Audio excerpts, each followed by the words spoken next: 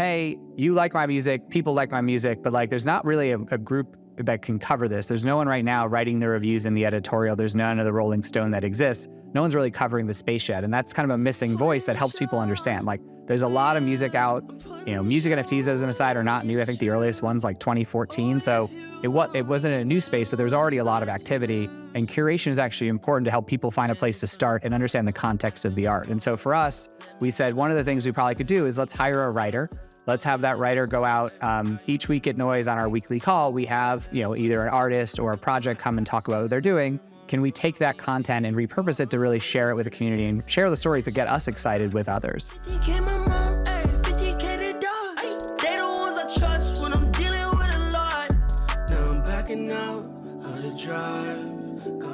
Episode 16 of Invest in Music with Adam from True Ventures and Noise DAO.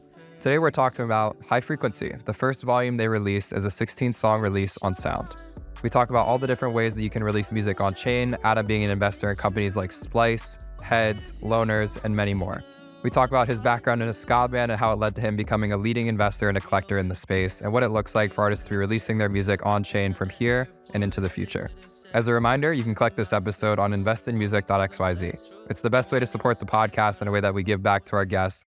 All right, we are back. We got Adam from True Ventures and Noise DAO. Adam, how are we feeling today? Today's great. Thanks for Cooper. Good to be here.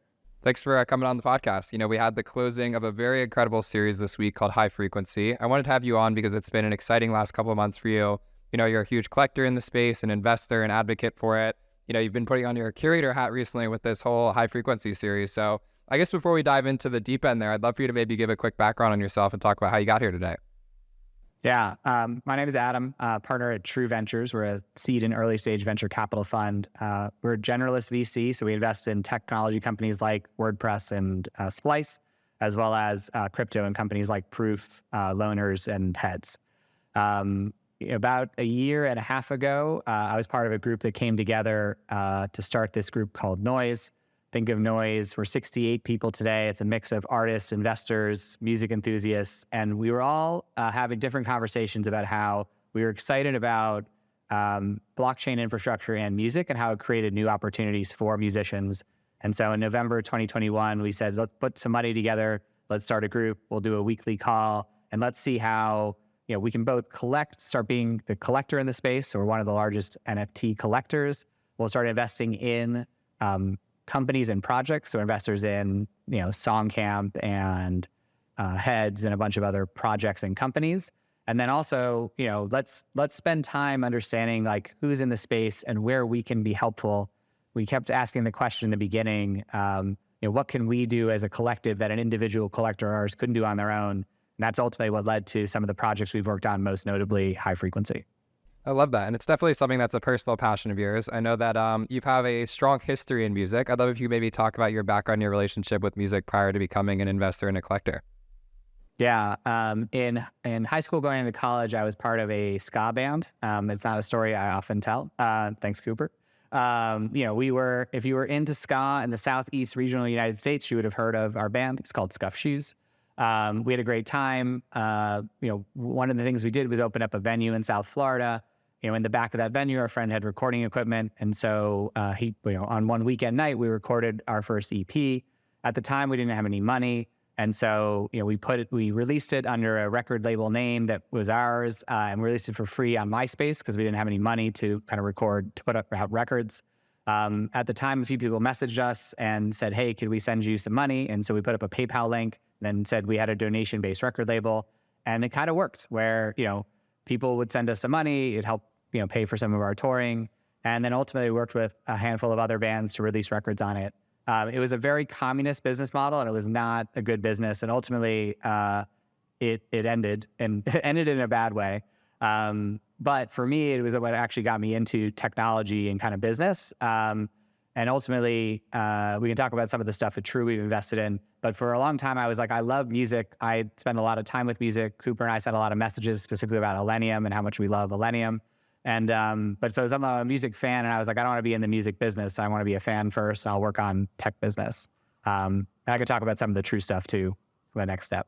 Yeah, I think it's important to start from there because I think that a lot of people question the reasons for why people are so excited about on-chain music and sort of the premise that's being built here. And I think what I'm noticing as a commonality is those who are really invested in the space today, they have a strong personal relationship with it. You know, they've been in the space for a long time prior to music becoming a vertical. And for someone like yourself, having a background, being in a band, and even running a record label, I mean, it directly informs your decisions as a curator through Noise. And I guess maybe taking it for that angle first, I would love to maybe hear about sort of the origin of NoiseDAO and kind of what the intention was, and then how that kind of led into this idea of the high frequency series and everything that's been going on in the last couple of months. Yeah. So there's kind of two parts in it with it. While I said, hey, I never work in the music business again, early on I had a friend start this company called Splice. Splice today, I think people know it's one of the largest kind of software companies focused on music producers. One of the things we did early on at Splice was did these artist packs. And so the first one was with Crane, so this bamboo snare. But the whole thing within of Splice, an early insight was like, hey, it doesn't take a lot of money to let an artist be paid full time, but like most times the first money an artist makes is like much longer into their career, and that first deal isn't a great deal. Like I think Rio's probably been on a prior podcast and talked about his first deal, which I think was like 84.16 to him. Like it was just not a good deal for Rio or for other creators. And a lot of there's like, pricing power. Like if that's the first money you're going to make, it's not a great thing for the artist. And so at Splice, these artist sample packs were able to get, thousands of dollars into the hand of creators, which often was the first money they'd made in music. And so it was really powerful, like small amounts of money. And so at True, we also were investing in things early in NFTs with things like art blocks. And I was part of this group, Universe XYZ, that did polymorphs, and just kind of seeing how art and collectible NFTs did a similar thing for artists. Like if you think about art blocks, generative art was not new. It's been around since the 1950s, but never had a business model. And so with art blocks and NFTs specifically, it created a business model for these artists who were creating a lot of value, but didn't have a way to capture it. And so, we were investing in a group called Tribute Labs, which is kind of best known for running Flamingo DAO, so the largest visual art collector NFT. And I started having a conversation with Aaron, who's the founder there, and also a member of Flamingo. Around the same time, other members of Flamingo were kind of talking internally about, hey, should we be doing music NFT collecting, or should music NFT collecting be there? And then that got pulled into a Discord, as you do in crypto, and then ultimately became the catalyst for enough people joining and saying, let's go do this thing. But the core idea being, there were a lot of different interesting experiments happening at that time where musicians or others adjacent to music were thinking about how they could use NFTs, crypto tokens, to like unlock new business models. And that experimentation was really exciting, both with the idea that you could empower, if creativity requires, psychological safety is required for creativity. And so if you're able to create a system that makes artists and creators feel more safe, you will unlock more creativity. And so at some level, the group basically got together and said, there's something interesting happening here. We don't know quite what it is yet, but if we come together and act as a large demand source as purchaser of these NFTs, we think we can help bring more people into the space and encourage more risk-taking, more creativity, which is ultimately why we started Noise and why we started with collecting first as kind of our mandate. I love that. And as sort of a continuation of it, obviously High Frequency is the first time that Noise has been, releasing music as a curator. You've had songs with a lot of the leading artists in the space. You've been doing drops for, let's call it the last 3 to 4 months at this point. I want to say that's kind of when the series started, but I'd love to kind of hear about how you went from being collector DAO into more of a curator. And then maybe we'll go all the way back to True Ventures and sort of what, allowed you to bring it to this far in the first place. Yeah. And so for us, when we started, again, many of the people in the group were already individual in NFT collectors. And so it wasn't just like, hey, let's get exposure to the space. It was, if we pool our resources, are there things we can do as a group that actually can accelerate the space forward? Like, Blockchain Brett is a member of Noise, is like, has collected a lot of NFTs. Us working as a group, I think, potentially could drive more value in a way that we're able to actually help the market have a big demand source to think about. And so, when we started, we asked the question, like, what can we do as a group that individuals probably couldn't do on their own? And so as we started collecting, we started building relationships, we started working with projects directly. We always asked the question, like, hey, what's missing in the space? And what we heard from many artists who we were collecting, because we loved their music, and we were like, we want you to be successful, is, hey, you like my music, people like my music, but like, there's not really a group that can cover this. There's no one right now writing the reviews in the editorial. There's none of the Rolling Stone that exists. No one's really covering the space yet. And that's kind of a missing voice that helps people understand. Like, there's a lot of music out, music NFTs as an aside are not new. I think the earliest one's like 2014. So it wasn't a new space, but there was already a lot of activity. And curation is actually important to help people find a place to start and understand the context of the art. And so for us, we said one of the things we probably could do is let's hire a writer. Let's have that writer go out each week at Noise on our weekly call. We have, either an artist or a project come and talk about what they're doing. Can we take that content and repurpose it to really share it with the community and share the stories that get us excited with others? We think that's good for us because we're excited by it and we're often buying the assets. And then also we think it's good for the community because it gives people a place to get started. So if you say, where do you start with music NFTs? Today, I would say you start with Invest in Music or you start with High Frequency. You can probably subscribe to both. And so V1 or V0 of High Frequency was, let's just start this kind of editorial operation. Let's highlight artists we think are great and let's tell their story. As we started doing that, as we started getting subscribers, the next thing we started to hear from collectors was visual art NFT collectors, because we came out of the visual art NFT community, was all right, cool, I love this. Where do I start? There are royal NFTs, there are catalog NFTs, there are so many platforms. I don't even know what to do. I love this artist. You've showed me the song. I love, Paulina Her. I love, I love that. Where do I go from here? And so that led to us saying, all right, for me, at any moment in time, there's these kind of movements that happen and you can kind of have a snapshot in time through songs. And we said, hey, what we want to do is curate a set of NFTs that if someone said, I want to collect the best of music NFTs right now, at least in the eyes of Noise or a community of Noise, what would they do? And so for us, that was a 16 set of NFTs, which we ran since starting in earlier this year, weekly. The underlying mechanics of how we did the drops evolved over time, but the idea was let's find artists we're already collecting, we're already fans of. Let's ask them to come to us and do a song, and let's do it in a way that we can get people to collect their first music NFT. I will say for me personally, I didn't understand music NFTs until I collected my first one. It was for this artist, Belle Whelan. It was on catalog. And once I collected it, I was like, oh, I get this. It is a different experience, a different way to interact with an artist. And so how do we make it easy for someone to say, I want to try this. I want to do one NFT. Because I think once people collect their first NFT, they're hooked. And so that was our goal kind of with the NFT set of High Frequency Volume 1 was let's make it easy for someone to collect their first music NFT. I love that. And it's very relevant to this conversation because this week was actually the last drop in the series. It was a free mint with Rio Cragen, currently #1 on the viral charts, an incredible song. And as you alluded to, I think that the beauty of the series was that going into it, I think there was a very intentional pattern here to how this was being released. You talked to me about wanting to keep these releases very limited, have them feel very scarce and valuable. And then over time, you almost got to see, the changing nature of the market with relation to how the high frequency drops started to evolve to match that kind of pattern. I'd love for you to maybe talk a little bit about going into the high frequency series, what your intention was with how to structure these releases, and then how that kind of actually manifested towards the close of the series this week. Yeah, I think our North Star was we wanted to make it easy for collectors to get started. Our initial hypothesis was if you did limited edition sets, you could start to bring in collectors who've collected non-music NFTs before. I think what happened over time is we learned that our actual customers or collectors were people coming in who loved the music and were actually collecting their first music NFT. And so for us, that was really exciting. And then we asked the question, or in parallel, Sound was kind of thinking about some of this, which is if more people are coming in and this is their first thing they're collecting, 0.05 ETH is actually pretty expensive for them. And so both with gas fees, so now we're on Optimism, as well as kind of the initial mid price. Now, once you collect one, it's 0.003 ETH. We think makes it really easy for someone to get started and collect their first music NFT and be like, I love this artist. I love what he or she is doing. Let me get fired up about it. And so those were all the drops up until the last one. And the last one was with Rio Cragen, who, we were early collectors of Rio. We're big enthusiast fans of Rio. We're investors in Rio's loaners. They had just done this Optimism drop for free. And so I called Rio and I said, Rio, would you do a free drop with us? I don't think free is the right message in the space, but let's get people, if we really get people their first music NFT, can we do that here? And he was open to it and excited. And I think that's what we're doing here as we kind of wind down. It's a 7-day drop. It's totally free. It's on Optimism.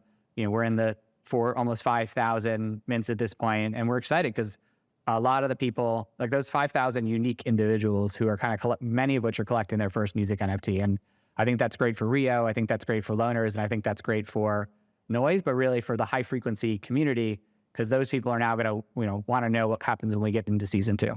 Yeah, it sets us in a really interesting place because the free mints have been, it's really been making me think a lot more about like the purpose and intention of different songs that you put out. I think that early on platforms like Sound, you're releasing 25 at point one. It was this hyper scarce limited asset. People would buy it and then resell it 5 minutes later. Then we kind of moved into open editions where things were, not supply constrained. You could buy as many as you wanted for 3-5 days, etc. We saw Sound Swap, which kind of extended that further, which allowed people to buy not only from the day of the public sale, but also 6-12 months in the future. And now we kind of have this wave on Optimism where with these free mints, it's almost more of like a marketing funnel. You're basically saying, hey, I'm actually going to choose not to make a lot of money on this drop. I'm going to instead focus on getting in collectors and kind of growing my demographic. And I'm curious to see how you think about the difference between doing a drop with a limited edition of 25 and something like this free mint on Optimism and kind of what the intention is behind each of those. Yeah, I think our North Stars continue to be, we want to highlight the artists we think are most values aligned with the values of Web3 and make great music. Probably make great music and also our values aligned. Like, we just think there's a lot of great musicians out there who like we love and we want to tell their story because we think that adds the context to the art that's important. The second thing we do is we want to help them be successful in their business. Like ultimately, if you talk to artists, we had a lot of these conversations, like the end goal is not money, though money is important as part of the step. It's like, hey, I want to play a festival. Hey, I want to be able to tour on my music. Like there are kind of business goals that fit within it. I'm not getting in trouble calling business goals, but like there's a business they actually need to run underneath it. And so, initially I think our hypothesis with the market was, hey, 25 at point one is meaningful amounts of money. You can kind of be an independent artist that way. At free with distribution is a different thing, which is, hey, are you going to drive more fans who are excited about different things? I think we want to be, I don't think we have a point of view today. Like we don't know the answer, but I think we want to meet artists and the collector market where it is. And I think our goal collectively, be it us, the artists, and the platforms like Sound, Catalog, and Royal, like our collective goal, I think, is to grow the space and make it better for artists. And so I think we're all aligned and trying to figure it out. And I think we continue to be flexible on helping, figure that out together and really run the experiments. Like we were one of the first groups to do a Sound Swap drop. This free mint, we're one of the first groups to do a free mint. Like I think a lot of that is positive to the space, and it lets us run the experiment and see if it will be successful. And I think the fastest way to get to the right answer is continue to partner and like kind of trust each other and run the experiment. Yeah, what I love about the curation too is it's a lot of artists who are very on-chain native. Like I would say the curation is very, very heavily driven by artists who are making a big impact within the Web3 music space. It's artists who are taking a very big career emphasis on their on-chain content and saying that this is actually what is the most valuable, form of content within my wider discography. And I feel like the series as a whole is just very representative of artists who I think are very culturally defining into this space. And I think that that's been the biggest reason why I've been so excited about Noise is that as a collector DAO, when Noise pops up, it to me is very much a signal that says, hey, this is a part of sort of the wider culture around on-chain music. It's almost like a validation, seal of approval, stamp of approval. And I think for people listening to this that might not be familiar, I'd love for you to maybe talk a little bit more about some of the just general profile of a member that's in Noise DAO, and then maybe more specifically than that, how does that work as a DAO for people who are trying to understand a little bit better what Noise DAO is and how it kind of came together? Yeah, so the base of Noise is Tribute Labs is a company that runs legal investment DAOs. And so Noise is a legal investment DAO where the earliest members invested some amount of money. The 68 of us own entities. It is an investment club with kind of 99 capped members within the equity holders. And at some level, we use that money to collect, to invest, and to run other projects like High Frequency. While we started purely as that kind of investment DAO within the wrapper, I think our ambition has always been to be the kind of extended collective that lets enthusiasts for kind of collecting music NFTs and the culture really in music NFTs. Like I grew up, like my college years were during Bloghouse. And so I think a lot about Bloghouse, where it was a moment in time where the business model of music, which was, you could hack a song together on Ableton, put it on SoundCloud, get picked up by Hype Machine, people remix it by the weekend, and then there were more remixes by the next weekend. And then the sound itself was tightly defined by just loud. This is loud. Like that's how I defined, like it was just chaos. And so at some level, when we started looking at Artists Here, we felt really similar, where there was a new business model, which was kind of blockchain infrastructure and NFTs combined with a new type of sound. And I actually think as we've spent more time with the artists in the space, I would define it as like the opposite of Bloghouse, where like it's like a million subgenres where each individual artist can come off and be like, this is the sound I want to make that's uniquely me. And you go and listen to the sounds by Toril or Daniel Allen Bloody White, like they are uniquely them. And they would tell you, I mean, we kept hearing this from artists, is like, I'm making the most music I've ever made and the best music I've ever made. And I think at some level, that's a really exciting thing. And I think there's a bunch of people who are music enthusiasts who care about artists in the same way. And I guess we want to be the place that you can show up and be part of that. And so High Frequency for us let us start to tell that story publicly. High Frequency Volume 1 let us start to sell NFTs. And now we think about our extended community in two ways. One is we have a Telegram group today. If you are a holder of any High Frequency Volume 1 NFT, you can show up. That's part of our extended community. As we think about season 2, while Noise itself as a collective, the 68 of us curated season 1, we really think about this extended community of both NFT holders and Noise members as curating season 2. Something that will happen between now and the launch of season 2 is this kind of membership NFT, which as a tier will kind of sit above. If you're like super excited and you want to be even more involved, will kind of be a way to kind of access more, like be part of the weekly calls, be more influential on curation, be involved in some of the projects we're working on. But the idea is we want to create more ways for people to engage in this community and get deeper in it over time, with the idea that I think the shared mission of we want to enable artists to be more successful in this ecosystem, and we want to bring more people in, I think is very powerful. And so everything we're doing is about how do we expand that group to be this large group of members with a shared mission. I love that. And maybe even taking a step back, talk to me about how you went from being in a ska band to being a lead investor at a venture fund. I guess I played saxophone as an aside. Like I was not a great saxophone player, and the saxophone is not the coolest instrument in a ska band. But we had a great time. Ultimately, all the things we were doing on the business of the record label around, digital marketing, like that to me was really exciting. Like how, 6 people could have started this internet business that like let us tour around and paid for things. It was wild to me because we didn't really know anything and I had really long hair, but I was like, the internet and business thing is really cool. And so eventually I went to university, got really excited about kind of working at the intersection of the internet and business, worked in a number of different internships, including one for a portfolio company of kind of True Ventures. I went to school in Gainesville, Florida, the University of Florida, while a hotbed for interesting music things like the band Against Me, No Idea Records, and Groove Shark, not really a hotbed for other things. And so I was like, how do I get out of Florida? And fortunately, an individual I'd met a long time ago through this internship was the founder of this fund, True Ventures. And I was looking for anyone to get me interviews at investment banks. And he was like, don't do that, come here. And I was like, to do what? He's like, we'll figure it out. And that was 14 years ago. And so I was very fortunate that they hired me early on. And at the time, True was its own startup. We had just raised our second fund. We just invested in this consumer hardware company, Fitbit, which everyone kind of made fun of at the time. But it was 8 people. And at the time, it was just like, hey, we'll figure this out together. Today we're 43 people. We manage 8 funds of more than $3.5 billion and work with a bunch of companies that are now quite large and impact people. And so it was not a planned trip, but it was really exciting that it worked out in the way that it did. And how did you become kind of the lead investor in the Web3 and crypto space? Obviously True Venture being more of a generalist fund, you mentioned companies like Fitbit, Splice, et cetera. Talk to me about your progression within the venture fund and then how that kind of led to you becoming the main kind of crypto investor.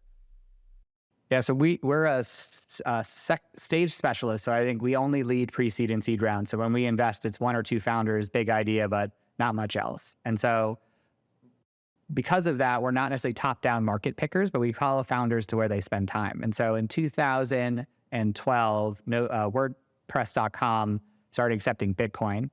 3 of my partners were on the board of directors there. And so they came back from the board meeting and said, hey, does anyone know what Bitcoin is? And at the time, no one did, because it was 2012. But Phil, who I mentioned in the earlier story, gave me $300 and said, go figure this out. And this is back when you had to go to like the red MoneyGram phone at CVS to like send money to Mt. Gox. And I think as most people in crypto see, like, it's super weird, but like once you have the experience, you're like, wow, this thing is really exciting. And so, we made our first investment in the space in 2014. And then to date, we've done, over 50 investments, again, in founders really early, building ambitious things using blockchain infrastructure. And so it wasn't necessarily a plan. It was just kind of, we followed our founders and what they were doing creatively and continued over time to kind of back them as they wanted to do new types of ambitious things. So, and then also on our team, I'll just say, my business partner is Kevin Rose, who's the founder of Proof, and before that was Dig. And he also is he gets all the credit. I was a Bitcoin maxi for a long time until Ethereum DeFi summer, and Kevin early on understood the power of NFTs, and so brought me in and helped me mint my first Squiggle and Fidenza. And so Kevin helped me see the light in NFTs. I love that. Tell me about seeing the light with DeFi Summer and NFTs. I'd love to hear about what the moment was that kind of made you be open to other, platforms and activations. Yeah, I mean, if I think about like the roots of Bitcoin, it goes back to the 1950s. It's like, hey, as we have the idea of how you solve this problem of transferring value between two parties without a centralized entity was like a problem that people tried to solve for 50 years. And it was solved with the Bitcoin white paper. And so at the core, this idea of decentralization, this idea that you can have censorship resistant stores of value, I think is really powerful. At some level, one blockchain database may be enough for all of it if you don't have different ways to do it. And so what became particularly compelling to me with DeFi Summer is that while Bitcoin's blockchain is very good about being very decentralized and being very safe and very secure, Ethereum created this kind of new way to build these smart contract applications, which let you take this idea of digital value and let you manipulate it in interesting ways. And so you both had things like ways to show up native value of tokens, so be ERC20 as well as NFTs. And then you had the ability to build applications that would let you manipulate and move those values around in new and different ways that also became modular. And so in DeFi Summer, you would have things like, we're investors in this project Ampleforth, which is trying to build a new unit of account of money. They pioneered this concept called liquidity mining. You put Ampleforth in Uniswap pools, and then the volume went crazy. You took the Uni LP token and you put it into a farm with yams, and you'd ample farm yams. It was just the craziest thing that let value scale in this really interesting way. And while all of it is very silly at some level, underneath it were these really compelling ideas on how you would build kind of a separate system which let users have real strong ownership rights. I think that's a really powerful piece of this, is that ultimately, one of the things that comes from Ethereum is you can have these really interesting strong ownership rights. And I think we in the United States, we're strong ownership rights are a thing, but most places outside of that. I also think the idea you can bring strong ownership rights to other forms of value. So we're investors in decentralized science. And so this idea of taking intellectual property and putting on chain is very compelling. We're investors, as you can tell, in music NFTs is a new type of thing that lets you have ownership.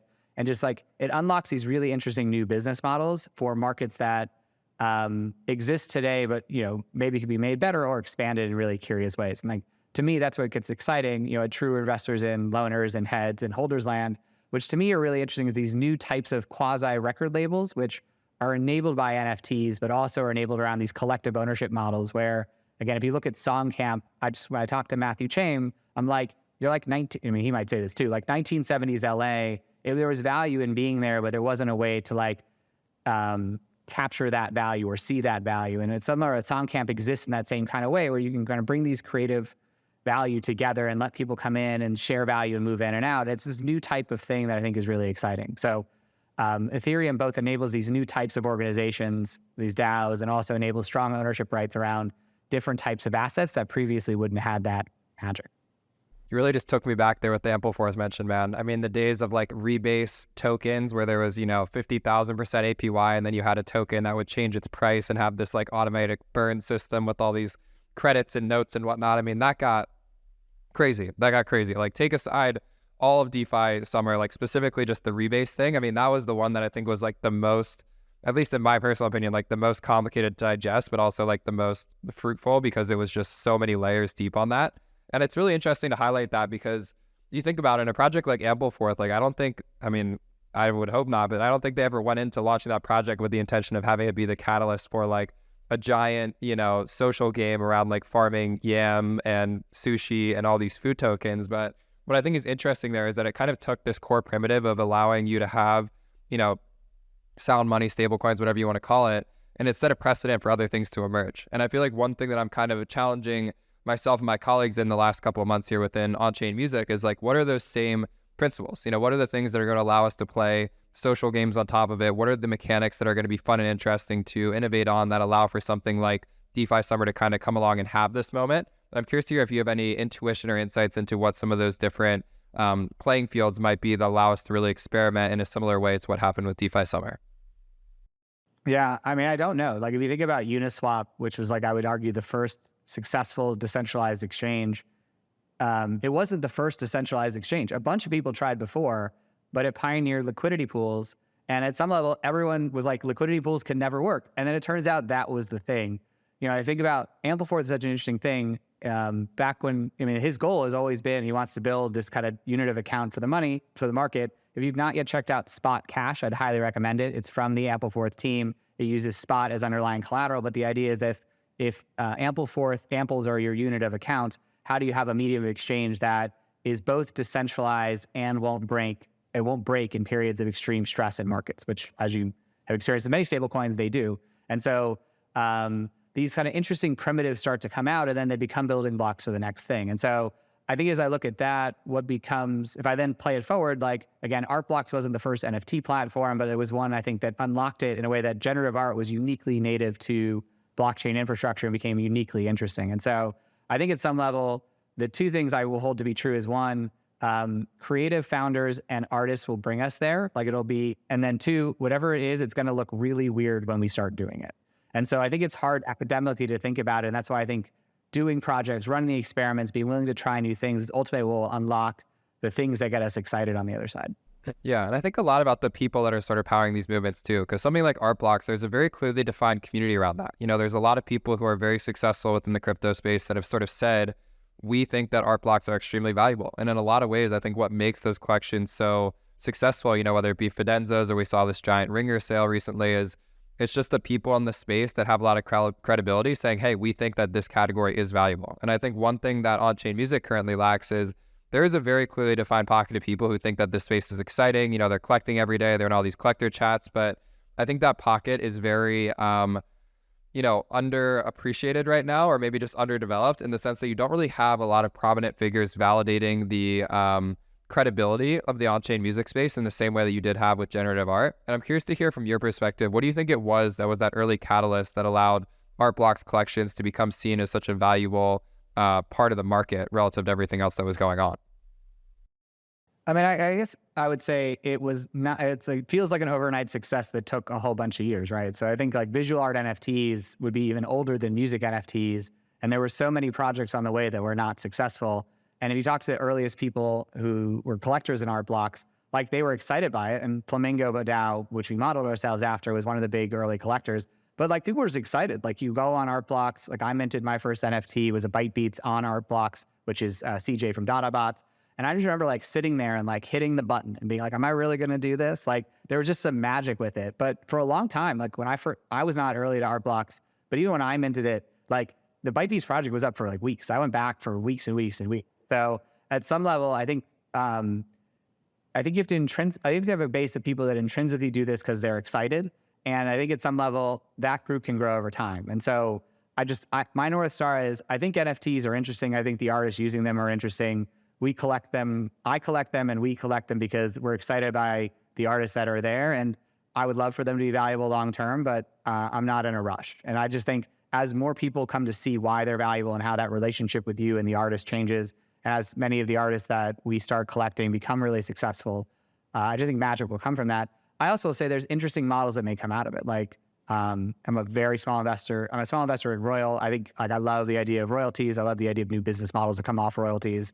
I think what Daniel Allen has done with his kind of company that is adjacent to some of this stuff is really interesting. And I think there's ways that you can come out of that within new types of token mechanics. And so I think what I'm excited by is people, as long as there are people who as long as artists keep making great music and people keep collecting, there will be the opportunity for new emergent business models to come out. And I believe that creative founders and creative artists will bring us there. I think that's been the history of, if you put the two things together, new technology and creative people, like magic happens. I love that. And talk to me a little bit more about how you guys view collecting through NoiseDAO. Let's say that there's a song that's currently minting on Sound. There's, a mint happening somewhere in the wider music space. What does the process look like of the community actually deciding to potentially invest in that collection and then actually going through the motions of collecting those NFTs after the fact?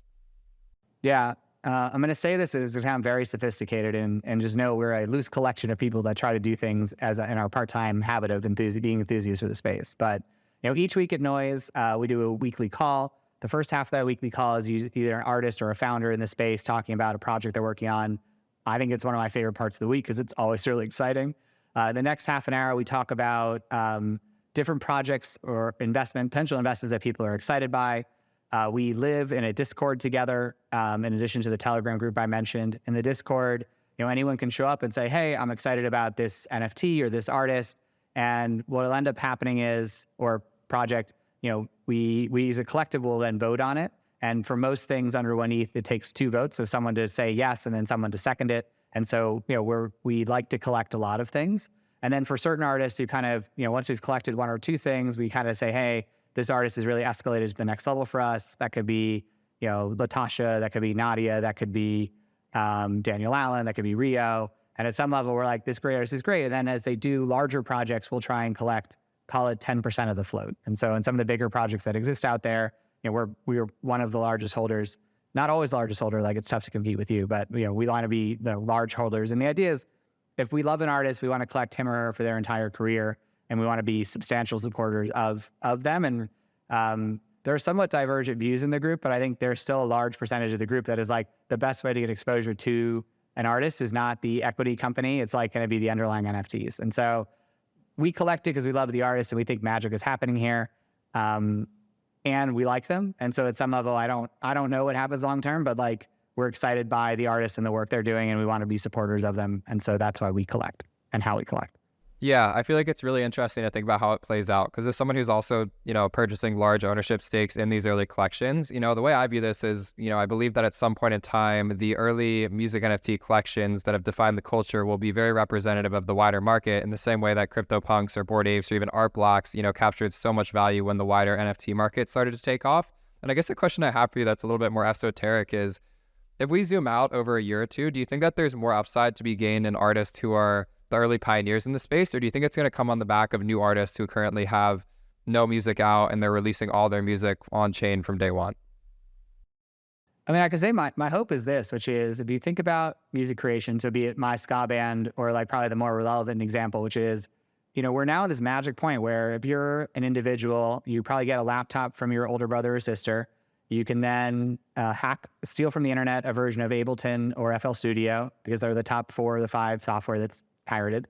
You can sign up for Splice and you can start making music, watching YouTube videos. And like, you can then find your community. You can find remix contests with heads and try and get on a tape. You can be in a message board with other people trying to create. You can release your first sounds on SoundCloud. And at some level, the next step is like, how do you get your first $10, $100, $1,000? And so, maybe that is a mint on sound that's in fact a dollar collection of NFTs, and maybe you only mint 100 of them because there's only 100 people that are there. But like, that's real money. That's your first money in music. And so, maybe your first NFTs are there, or your first NFT is on catalog. But over time, you just continue to, those people join your Discord or Telegram group. You start with this first group of collectors. You start releasing songs over time in that way, and that's on the path to you doing your first show somewhere where, you're now on a path to like starting a career.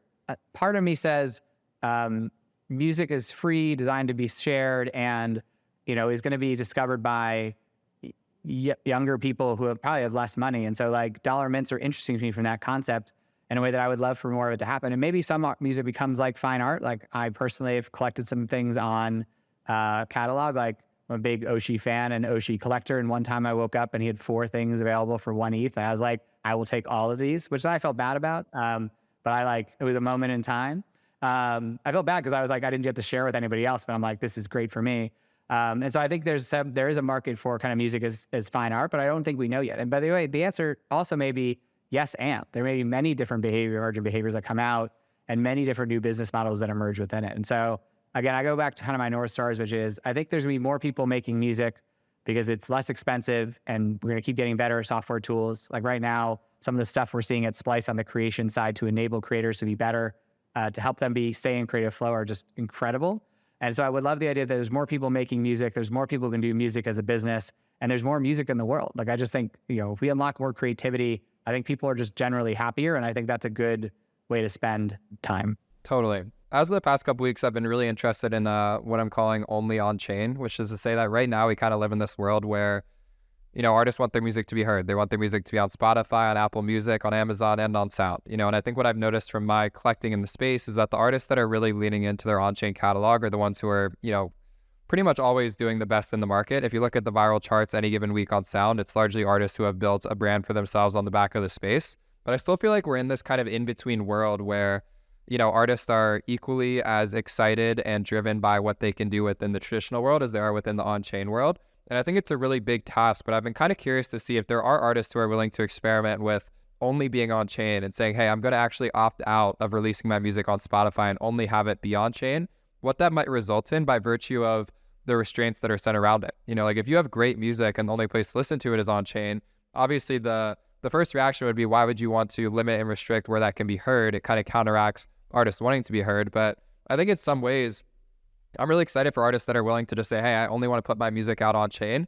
And to your point about all of the other pieces that are out there, when it comes to getting your music heard, maybe it's less about it being on Spotify and maybe it's more about, I want to go and be on a remix on Heads. I want to go and do a sample pack with Kits. Like I want to explore other net new ways to monetize my music. But if you kind of keep it to only this on-chain ecosystem, I think that there's actually a lot of unparalleled upside for the artists that are willing to be very forward in saying that that's how they want to approach their music career. Yeah. And again, I don't think we found the answer yet. I would love to run. I would encourage all experiments. Any creative person's like, I want to try this, it's there. For me personally, as a collector, I love when the music is on Spotify because I'm like, that will make the songs that are most culturally important and most listened to, I think will have the most value in that future world. And so I was an early supporter of this project, Astro. They did a writing camp at a house. I think it's some of the best music this year released in electronic dance music. Would highly recommend. Please check out the track Butterflies. But like they just came, like they doubted a full, like it was first on chain in its own drop. We as Noise collected a bunch. And then, in the past few weeks, Bitbird has released a few singles and then now released the full album on Spotify. And I'm just stoked to see it out in the world because I think now more people are going to listen to it.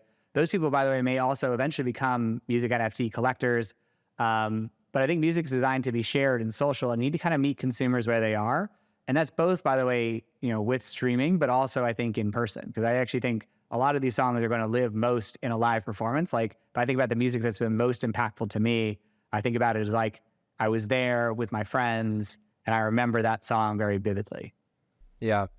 I feel like it's a very new field of thought for me because I largely agree with everything you're saying, that artists should put their music everywhere. They should be able to let it stream and be heard and whatnot. I guess I've just been feeling recently like if we want to make this space feel relevant and exciting and culturally significant, I've been thinking a lot about like comparables and measuring sticks, and if you put your music on Spotify and you don't have, a strong curator or a label backing you and that song ends up getting 25, 50,000 streams, I think in some ways it could actually be doing a disservice to your on-chain catalog because then people are able to look at that relative to the wider Spotify market and say, okay, maybe this artist is only doing, 100,000 monthly listeners versus maybe on chain, they're, a top 3 selling artist that's doing 10 ETH every drop. And when you look at that impact that they're making on this very small sector that is on chain music relative to the impact they're making in the larger kind of Spotify traditional world, I don't have like a very strong opinion on this. And I obviously think that there's a ton of merit to being in both places, but I'm starting to kind of see it as like split attention almost, where if you really can't focus all of your attention on your on-chain catalog or your catalog on Spotify, if you're kind of splitting your time between them. And I guess what I'm wondering is like, we haven't really seen a lot of artists that have been just like, hey, I'm only going to put my catalog on chain and just really develop this pocket. And I'm kind of curious to see if we can find a wave of artists that are willing to be very forward and saying, hey, we only exist here, and kind of see what comes on the back of that. Yeah. And I guess my North Star always is like, as both in my role at True and also within Noise, I think we're saying, hey, we want to support artists. Artists probably have the most strong point of view on the vision for themselves as a business and how they see about getting there and their underlying goals. And so I think at some level, I'm excited about more people trying different things that are unique to them. And I think if you look at music, technology and music historically, new types of technology has enabled new types of creators. Like there are creators that were made successful through TikTok as a medium. And like, that's awesome. And so at some level, I think there is a class of early creators who were early to music NFTs who I think are building careers on the back of it. I'm very excited for that. And I think there could be many more. And I don't think it's just one playbook. I think there actually be many different playbooks given how horizontal the technology is. Yeah, it's exactly right. And I guess another analogy I would make here is it's really interesting to think about songs like Flume's remix of Tennis Courts by Lorde. It was like this SoundCloud anthem that was very defining in his career. And then it got put on Spotify like 2 or 3 months ago, and everyone went crazy because it's now available on this platform that is net new from where it was released on. And I guess in my mind, I'm kind of wondering, like, how do we start to create more of those Flume tennis court moments within the on-chain music space so that there ends up becoming these anthems and these careers that are very well defined by them being released first on chain. And I feel like one of the struggles with what I see today is that the music is always going on chain and on Spotify. And so as a result of that, it doesn't feel in a lot of ways like the on-chain culture is as important to the music, because you always want to be pushing it somewhere else as well. And I guess I'm curious to see if there might be an evolution in thinking, which is to say that it starts on chain and maybe eventually it will come onto other platforms after it has its kind of cultural moment, but really just zooming in and saying that this being on chain is the main place where it's being valued and sort of collected. I feel like that's going to be kind of the key unlock that's going to make this space feel exciting to more people and music more broadly. Yeah. I will say, like, this is why I'm most excited about what the work Rio is doing at LNRZ, the work that Mike and team are doing at Heds, and the work that Halik is doing at Holdersland, and then Jaden at Astro. I just think artists first, they're each thinking about it slightly different ways and each running slightly different experiments. They all have the same goal, which is this kind of new kind of quasi-label business that starts with NFTs, but is really about culture. And what I'm excited is that I think each of them can build a massive, culturally important and valuable entity. And I think they're each trying different things to get there. And what I'm excited by is, they kind of have shared some things, they're learning from each other, but each are taking a very different approach. And so those are 4 approaches. I think there can be many more, and I'm excited about all those different approaches being tried right now. And both as a collector of music NFTs and an enthusiast for music NFTs, as well as at Noise as investors in those things and collectors of all those artists. Yeah, and just as a general fan, one of the things that I respect the most about you said at the top of this episode, we're both big fans of Millennium. One thing that I've come to really love about you is that not only are you collecting on-chain and online, but you're also a very active attendee at these different events, festivals, and concerts. And, I just absolutely love to see that, because I think that really is where you feel, the connection the most. Like when you have an artist play a song that you've collected live, it's like, hits different, you know what I mean? So I just want to say that I'm very thankful for you having the time to come and talk about your experience curating Noise and investing out of True Ventures, because you are one of very few people in the space who I'd say is like a true music fan at heart. And I think that's something that is very special and important to recognize and give credit to. Yeah, and I just want to be clear, Noise is a group project. There are 68 of us. We are all curating. We are all working at it. And at some level, I got the Telegram message, so I'm excited to be here to help tell our story. But it is a group effort. And at some level today, we have now 4,000 collectors. And so we actually think about our group now as being 4,068. And so we're excited to welcome more, both with our membership NFT. Also, if you pick up a Noise NFT, high frequency NFT, please come join us in the Telegram if you believe in kind of like empowering artists to be successful and like good stuff happening in the space, because we'd love to get more people active and helping, because that's how we think we can push the space forward. I love that. And if people want to stay up with your journey outside of this conversation, what's the best place to do so? You can follow me on Twitter at ADogEllie. You can follow Noise at NoiseDAO. And then you can find NoiseDAO, the high frequency NoiseDAO, on Telegram, probably through our Mirror post about it. So if you Google NoiseDAO, Mirror, high frequency, you will find our Telegram. Perfect. Well, thank you for coming on, Matt. It was quite the conversation. I am a proud collector of everything that's been in the high frequency series so far, and we'll be collecting for many more seasons to come. So congratulations on season and volume 1, and I look forward to many more to come. Awesome. Thanks, Cooper. Thanks for having me. Thanks, everybody. All right, guys. We'll see you next week.